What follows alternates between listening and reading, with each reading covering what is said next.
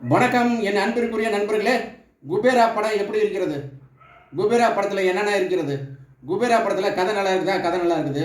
Screen play நல்லா இருக்குதா? Screen play நல்லா இருக்குது. நடிச்சிருக்கவங்க சூப்பராக நடிச்சிருக்காங்க. பாட்டு நல்லா இருக்குதா? பாட்டு நல்லா இருக்குது. மியூசிக் நல்லா இருக்குதா? மியூசிக் நல்லா இருக்குது. ஆனால் படம் லென்த்தாக எடுத்து வச்சுட்டாங்க. 3 மணி நேரம் 3 மணி நேரம் பொறுமையாக யாராவது உட்காந்து பார்ப்பாங்களா இந்த காலத்தில்? இது வந்து ரீல்ஸோட காலம். ரீல்ஸுக்கே டைம் வந்து 1.5 நிமிஷம். யூடியூப்பில் ஷார்ட்ஸுக்கு 3 நிமிஷம். அது கூட 4 செகண்ட் 5 செகண்ட் பார்த்து நவுத்திக்கிட்டே போயிட்டே இருக்காங்க.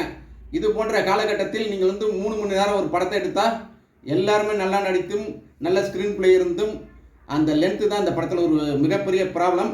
அந்த லென்த்தை வந்து ஒரு 40 நிமிஷம் எடிட் பண்ணியிருந்தால் இந்த படம் மிகப்பெரிய வெற்றி படமாக அமைந்திருக்கும். இந்த படத்தில் என்ன ஒரே ஒரு ப்ளஸ் அப்படின்னா, தனுஷுக்கு கண்டிப்பாக நேஷனல் அவார்டு உண்டு.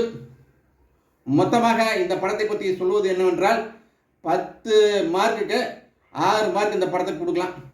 கொஞ்சம் லென்த்தை கம்மி பண்ணியிருந்தால் இந்த படம் சூப்பர் படமாக அமைந்திருக்கும்.